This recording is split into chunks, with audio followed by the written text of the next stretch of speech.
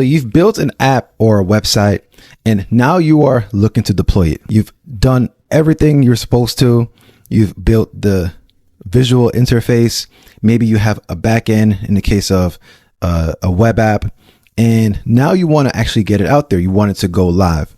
So how do you actually do that? In this video, I want to cover what those things are. So there are two things you need to think about. One is the domain. So when people type in the URL for your website or your app, what actually comes up. And then the other part is the actual hosting itself, where the app or the website is actually going to live. Well, the great thing is that we now live in a time where agents can do a lot of this work for you. So I'm going to go into an app that I've been doing some work on. It's actually a trading app. It's an indicator that I created to serve as an additional hard confluence for my trades. And I'm going to go through the process of actually deploying this trading app. So the first thing I'm going to do is I'm going to pull up Cursor. So I've got my Cursor app. If you've seen any of my videos, you would know that Cursor is an agentic platform that you can use to code with AI.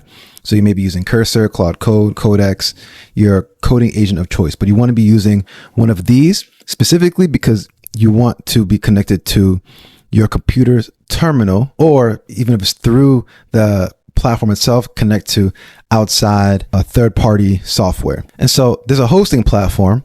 It's called Vercel. Vercel is one of many that you can use.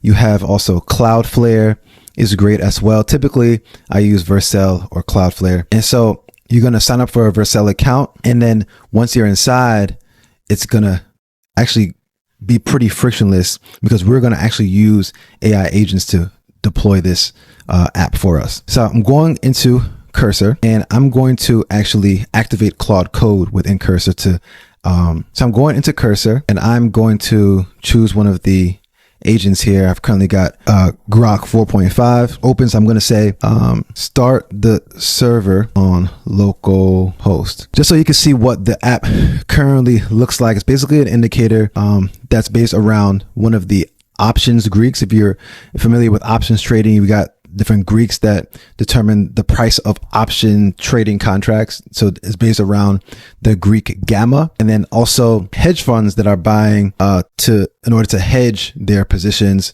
So I'm going to open up this application here on localhost. Localhost is just running the application on your actual computer versus in the cloud. We're going to be now putting this on the cloud, so it's hosted. So you'll see here NQ for NASDAQ is telling you the indicator for where you may want to consider buying, where your targets would be, where your invalidation is.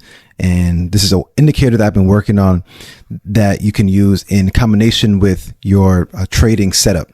And so this actually the first day I'm testing it out, and it seemed to work really well today because the market has been going up. So now you can see that it's currently running on localhost. It's running locally on my computer. So I want this to run in the cloud now. I want to deploy this to the cloud.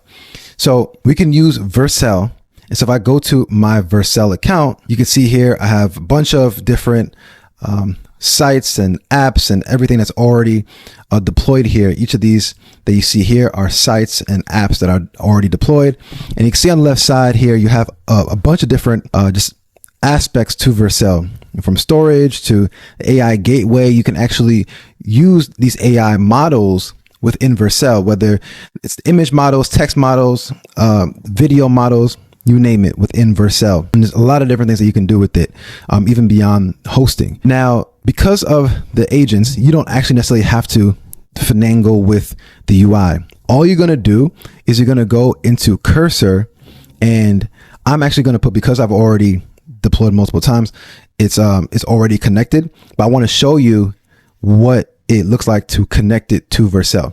So I'm actually going to state here, so I'm going to use the voice. So I would like to deploy the app to Vercel. However, I want you to play the role as if I haven't already connected to Vercel and help me go through the process of you connecting to my account on Vercel and then deploying the application. You going ahead and deploying this application to production. All right, so I decided to use Claude Code rather than using Cursor native So it's now showing here, this is a Python app.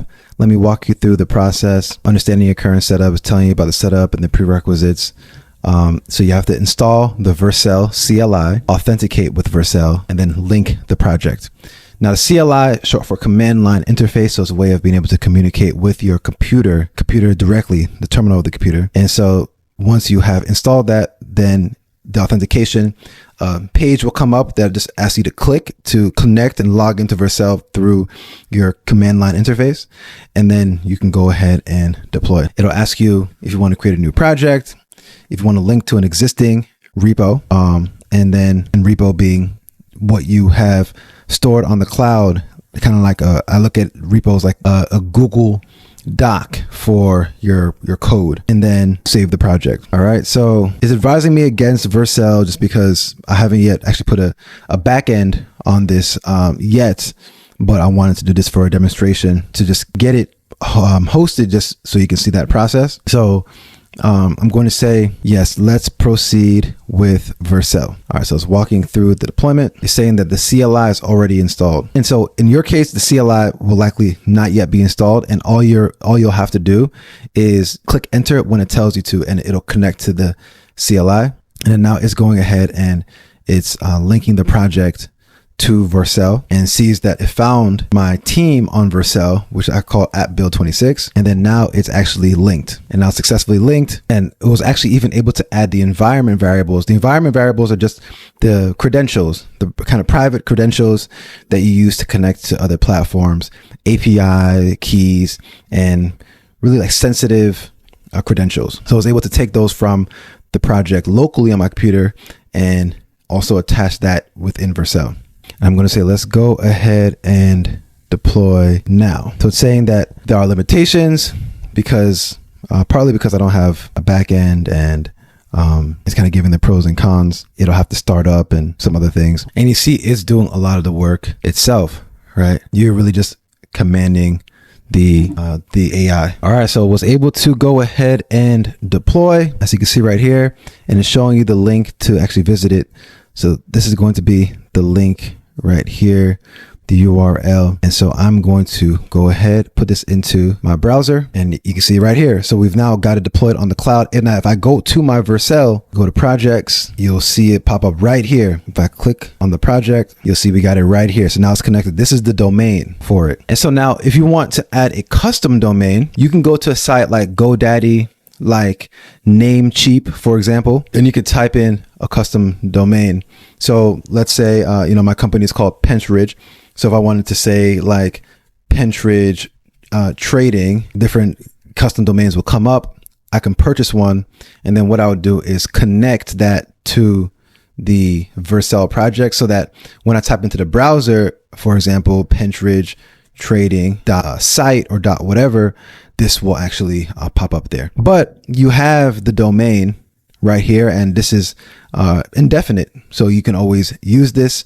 It's the domain, the custom domain that is for a period of time that you would have to renew annually or however long you purchase the domain for. And there you go. This is how you deploy an app or website to Vercel. Let me know if you have any questions. Let me know if you want me to go through the custom domain around how to get that connected to your Vercel account or your account where you're hosting the application. But with that said, I will see you guys on the next one.